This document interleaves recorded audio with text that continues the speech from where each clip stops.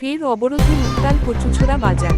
৯-১০ দিন বিদ্যুৎহীন ভীমসবর পাড়া জলের সংকটে রাস্তায় প্রমিলা বাহিনী সহ স্থানীয় জনগণ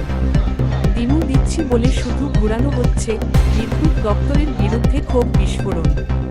ধলাই জেলার ৪৭ আমবাসা বিধানসভা কেন্দ্রের অন্তর্গত কচুছড়া বাজার এলাকার বৃহস্পতিবার সকাল থেকেই উত্তেজনাপূর্ণ পরিস্থিতির সৃষ্টি হয় ভীমসবর পাড়া সহ আশপাশের এলাকার প্রমিলা বাহিনী স্থানীয় জনগণ ও স্কুল পড়ুয়া ছাত্রছাত্রীদের একাংশ আমবাসা কচুছড়া সড়ক সহ বিভিন্ন গুরুত্বপূর্ণ স্থানে পথ অবরোধ করে বিক্ষোভে সামিল হন ফলে দীর্ঘ সময় ধরে যান চলাচল সম্পূর্ণভাবে ব্যাহত হয়ে পড়ে এবং চরম দুর্ভোগ করেন সাধারণ মানুষ অবরোধকারীদের অভিযোগ ভীমসবর পাড়া এলাকায় টানা ৯ থেকে ১০ দিন ধরে বিদ্যুৎ পরিষেবা সম্পূর্ণভাবে বন্ধ রয়েছে বিদ্যুৎ না থাকার কারণে এলাকায় পানীয় জলের তীব্র সংকট দেখা দিয়েছে এই অসহনীয় গরমের মধ্যে শিশু মহিলা ও বয়স্ক মানুষ মানবেতর জীবনযাপন করতে বাধ্য হচ্ছেন প্রমিলা বাহিনীর সদস্যদের অভিযোগ বারবার সালেমা সাবস্টেশন ও বিদ্যুৎ দপ্তরে সমস্যার কথা জানানো হলেও কোনো স্থায়ী সমাধান করা হয়নি প্রতিবারই আজ দিচ্ছি কাল দিচ্ছি বলে শুধু আশ্বাস দিয়ে হয়রানি করা হয়েছে বলে দাবি তাদের এক ক্ষুব্ধ মহিলা বিক্ষোভকারী বলেন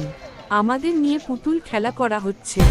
দিনের পর দিন বিদ্যুৎ নেই জল নেই ছোট ছোট বাচ্চারা কষ্ট পাচ্ছে পড়াশোনা করতে পারছে না রাতে অন্ধকারে থাকতে হচ্ছে বিদ্যুৎ অফিসে ফোন করলে কখনো ব্যস্ত কখনো বন্ধ তাহলে আমরা কোথায় যাব স্থানীয় জনগণের অভিযোগ এলাকাটিতে প্রায়ই বিদ্যুৎ বিচ্ছিন্ন থাকে সামান্য ঝড় বৃষ্টি হলেই দিনের পর দিন বিদ্যুৎ পরিষেবা বন্ধ হয়ে যায় অথচ সমস্যার স্থায়ী সমাধানে বিদ্যুৎ দপ্তরের কোনো কার্যকর উদ্যোগ চোখে পড়ে না বিশেষ করে সালেমা সাবস্টেশন বিদ্যুৎ অফিসের বিরুদ্ধে তীব্র ক্ষোভ প্রকাশ করেছেন এলাকাবাসী অভিযোগ অফিসে ফোন করলে অধিকাংশ সময় নম্বর ব্যস্ত অথবা বন্ধ পাওয়া যায় ফলে সমস্যার কথা জানালেও কোনো সাড়া মেলে না প্রশাসন ও বিদ্যুৎ দপ্তরের চরম গাফিলতি এবং উদাসীনতার কারণেই আজ সাধারণ মানুষ রাস্তায় নামতে বাধ্য হয়েছেন বলে দাবি আন্দোলনকারীদের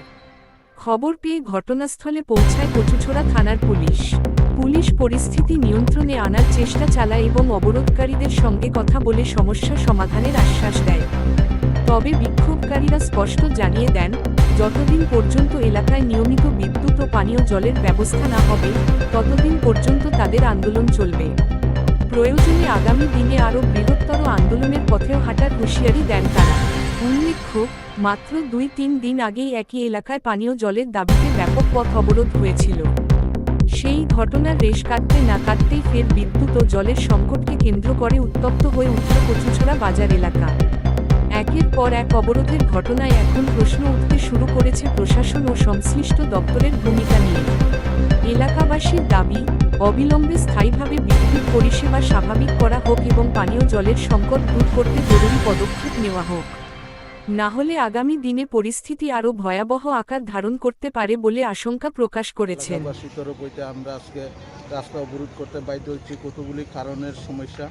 আমরা এখানে দীর্ঘদিন ধরে 9-10 দিন ধরে আমরা এখানে কারেন্ট বিদ্যুৎ নাই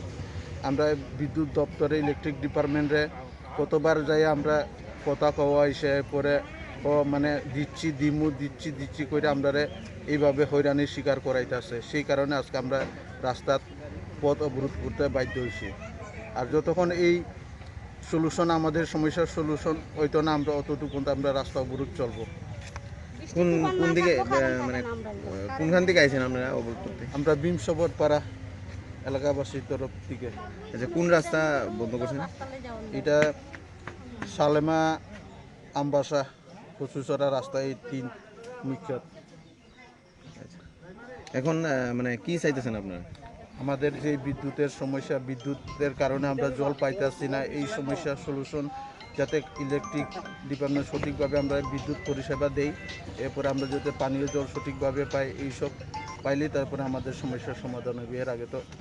সমস্যার সমাধান হইতেছে না আপনারা দপ্তরে জানাইছেন কিছু জানানি হয়েছে কি কইছে তারা দিমু দিচ্ছি কই আমরা মানে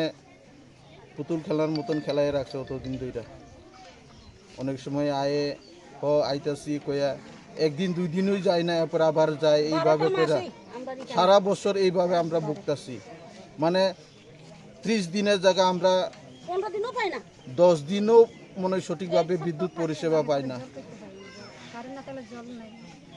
কারেন্ট থাকলে না